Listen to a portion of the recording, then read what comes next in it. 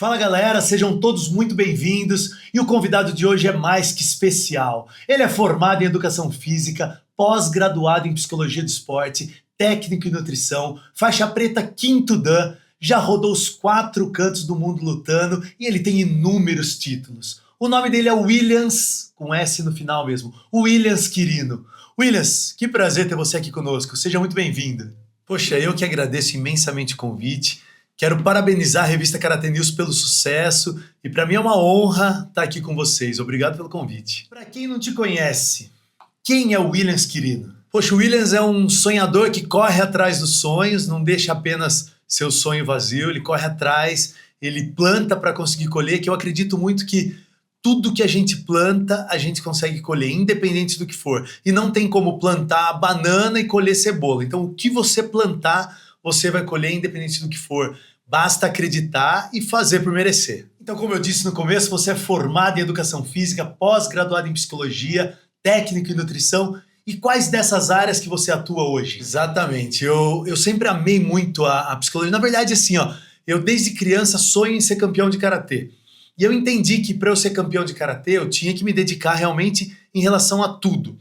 E aí tive um professor muito bom, Sensei Reginaldo, me ajudou muito em tudo. Só que eu entendi que eu conseguia plantar algumas coisas em partes teóricas para eu conseguir ser um campeão de Karatê, dependendo depender de um número mínimo de pessoas. Então eu realmente fiz faculdade de Educação Física para eu conseguir ser o meu próprio treinador, meu preparador físico. Que bacana. Eu fiz técnico em nutrição para eu ter uma ideia de como me alimentar, saber como me proteger em relação a isso. E eu fiz a parte da psicologia do esporte, que era realmente tudo voltado para mim.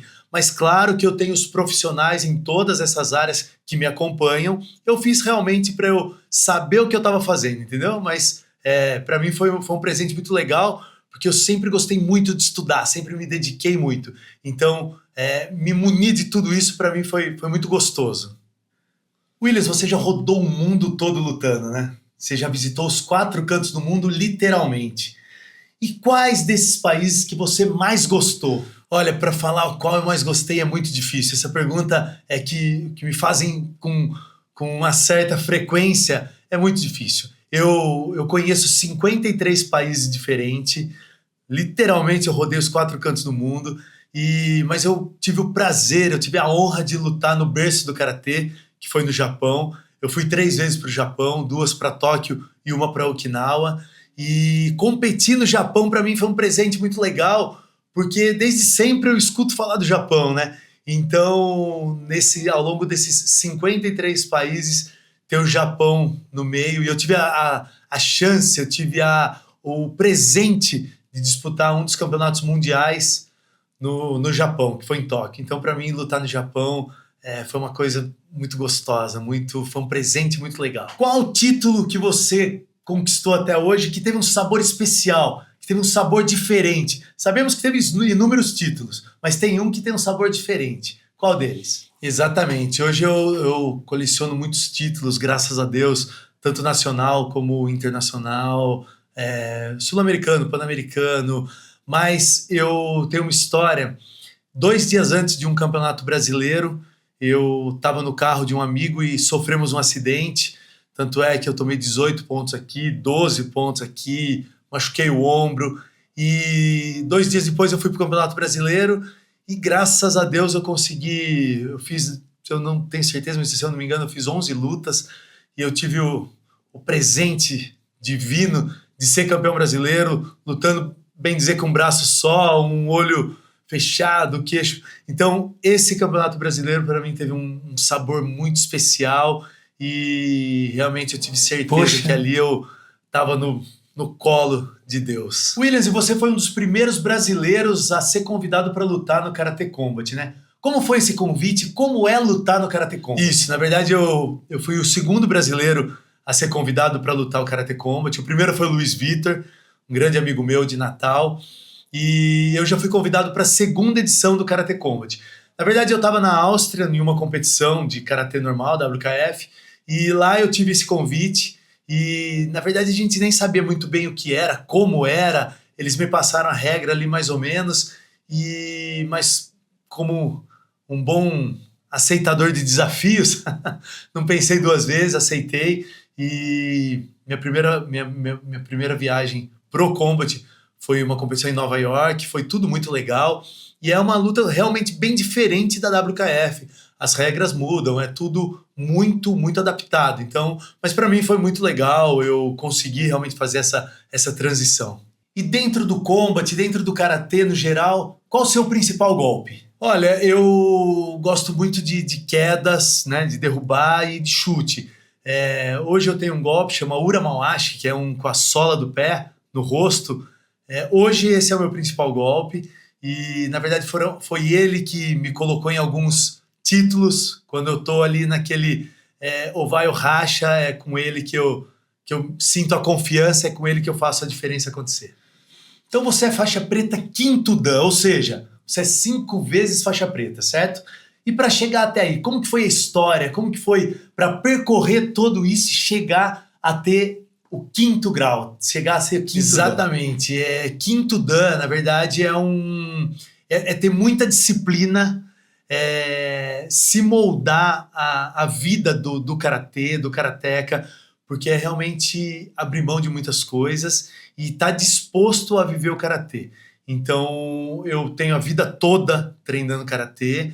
Eu hoje, graças a Deus, sou quinto dan. Então, para mim, é uma responsabilidade muito grande, tanto comigo como para com os meus alunos, porque eles realmente, pelo fato de quinto dan, é muito pesado isso. Então, eles eles olham, eles têm você como exemplo. Então, o quinto dan para mim hoje é muito legal, mas é um peso muito legal também, que eu tenho que saber que é importante isso para mim e para quem está me acompanhando. Em algum momento da sua vida, você pensou em largar o karatê, em parar com as aulas, em parar de ser atleta? Tem alguma história em relação a isso, ou você decidiu ser campeão de karatê e nunca tirou isso da sua cabeça? Na verdade, parar nunca foi uma opção. Eu já passei por muitas barras realmente, né? Porque há um tempo atrás, antigamente, sem patrocínio, então fazer as viagens internacionais sem patrocínio era uma loucura. Mas aí, graças a Deus, foi tudo se organizando, foi tudo acontecendo. Então, hoje, na verdade, nunca foi uma opção parar, né? Era uma opção correr atrás dos seus sonhos, plantar para realmente conseguir colher lá na frente. Foi isso que eu fiz, então nunca passou na minha cabeça parar. Legal, então, e você se importa com a opinião dos outros, o que acham, o que deixam de achar, o que pensam? Como que você se comporta em relação a isso? Porque você é obcecado em tudo que você faz, então a opinião dos outros, como que você vê? Olha, Charlie Chaplin participou de um concurso de sósias do Charlie Chaplin, e ele participou. E ele ficou em 3º lugar.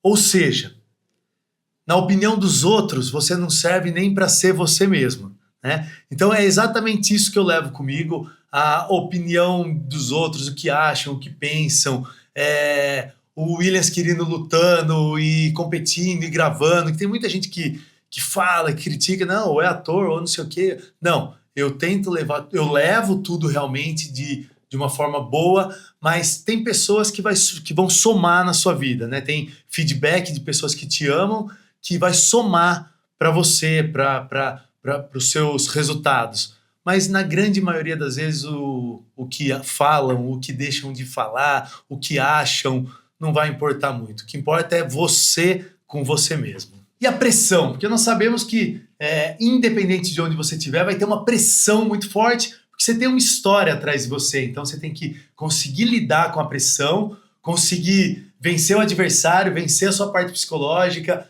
Como que é esse preparo para conseguir mostrar um resultado em relação a isso? Na verdade, eu amo a pressão, é muito louco falar isso, mas os meus maiores resultados, principalmente de competições internacionais, era quando a torcida estava totalmente contra. Por exemplo, eu já fiz final de sul-americano na Argentina com o argentino. Então imagina, aquela torcida imensa, bumbo, pandeiro, e isso me joga lá em cima, isso faz eu criar forças muito além. Então eu gosto muito da pressão, eu trabalho muito bem com a pressão psicológica, mas eu faço por merecer, né? Então eu tô sempre muito preparado em tudo que eu tô, em qualquer competição, eu nunca caio de paraquedas, eu resolvo competir, não. Em todas as competições que eu fui até hoje, eu sempre fui muito preparado, então a torcida vai me ajudar muito.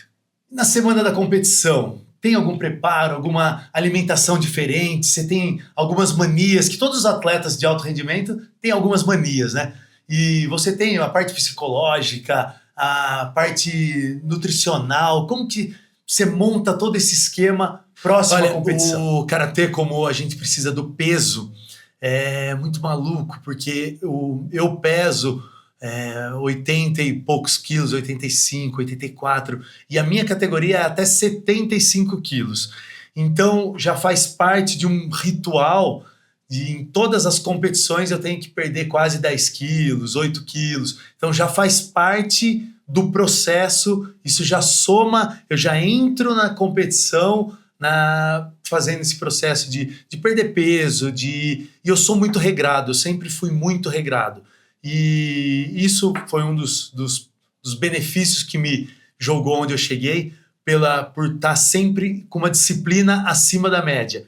Então, enquanto todo mundo estava na festa, eu estava dormindo, descansando, véspera de virada de ano, de carnaval, estou treinando enquanto todo mundo está festejando. Então, a minha disciplina que fez eu chegar onde eu cheguei. Em uma entrevista sua, inclusive, eu vi você dizendo que você só para alguma coisa quando você consegue. Como que passa isso na sua cabeça? Como que você trabalha com isso? Você vai até o resultado final? Como que você vê isso? E como que você passa isso para as pessoas que te acompanham? Eu tenho um propósito. Quando eu coloco algum propósito na minha cabeça, eu pago o preço para conseguir. Na verdade é assim, todos os seus sonhos, os seus objetivos, você vai ter que conseguir pagar. Eu quero ter uma casa num condomínio fechado. Você vai ter que aumentar o seu esforço. Mas eu vou ter que trabalhar muito, então diminui o seu sonho.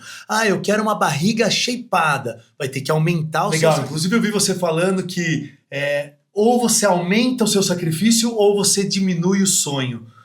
Como que você vê isso, então, exatamente nesse contexto? Em tudo na vida, ou você aumenta seu sacrifício ou você diminui o sonho. Não tem como você conquistar algo difícil fazendo algo leve, fazendo algo fácil. Então você não vai chegar em lugar nenhum. Então na vida, eu sonho em ter um carro importado. Então você vai ter que aumentar o seu sacrifício. Vou ter que trabalhar mais. E quando eu falo aumentar o sacrifício, é realmente aumentar o sacrifício de noites de sono, talvez dormir menos, não sair tanto com amigos, aumentar o seu sacrifício. O meu sonho é ser campeão de determinada modalidade. Então você vai ter que aumentar o seu sacrifício. Vai ter que deixar a namorada, vai ter que diminuir de sair, vai ter que diminuir de... Enfim, você vai ter que aumentar os seus sacrifícios para conseguir conquistar o seu objetivo. Não tem como você ter sacrifício pequeno e um resultado grande. Impossível isso. E como ator, você também já fez alguns filmes, gravou muitos comerciais, já fez fotos para várias marcas. Como que é dividir isso? Como que é o Williams dividindo atleta, professor, ator, modelo? Como que você faz essa divisão? Como que você consegue dar conta de tudo isso? Exatamente. Eu tive um presentão há um tempo atrás. O cara chama Toninho Brunhara, ele me ligou, ele é um produtor, e me convidou para meu primeiro filme. Eu fui um psicólogo, e para mim foi um presente muito legal, né? Porque eu tenho pós-graduação em psicologia, e então meu primeiro filme eu fui um psicólogo. Isso, eu tenho 6 filmes, e para mim realmente conseguir mostrar que tudo é possível se você acredita. E eu tive alguns convites, fiz fotos para grandes marcas. Há 3 meses atrás eu fui para Londres agora, fiz foto para uma grande marca também, que para mim é um presente muito legal, é um reconhecimento do meu trabalho. Então é plantar que você vai conseguir colher igual eu sempre falo. Que bacana. E quantas peças de teatro você já fez?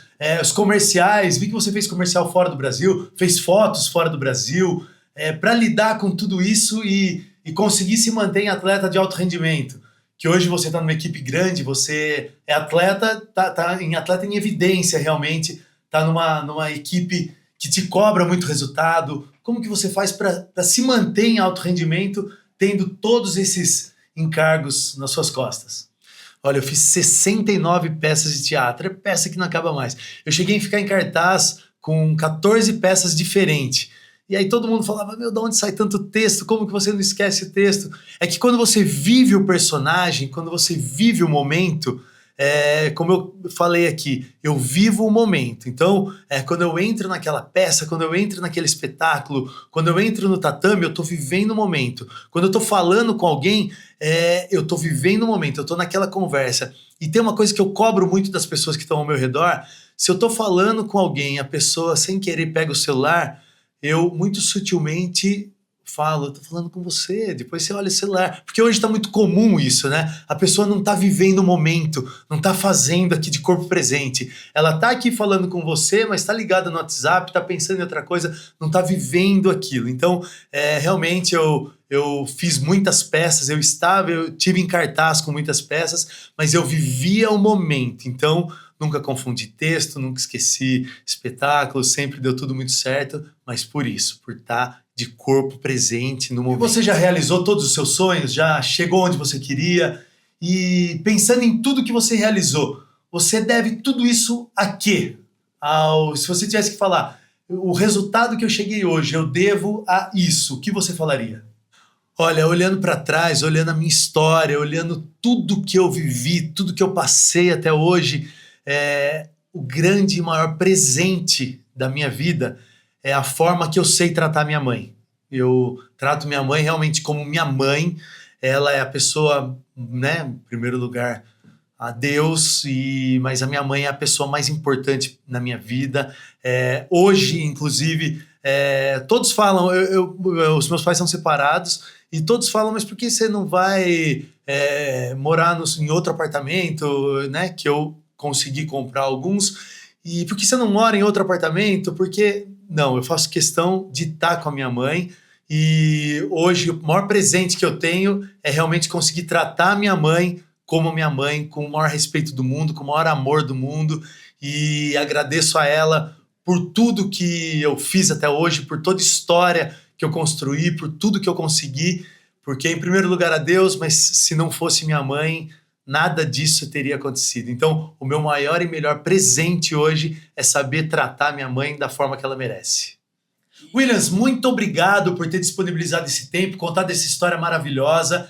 A revista Karatê News te agradece de coração e esperamos você aqui novamente. Muito obrigado. Eu que agradeço imensamente e mais uma vez quero parabenizar a revista Karatê News pelo sucesso e com certeza vocês vão muito além do que vocês estão esperando, com certeza. Parabéns pelo sucesso e muito obrigado a todos. Obrigado pela audiência, obrigado Revista Karatê News, tamo junto, valeu!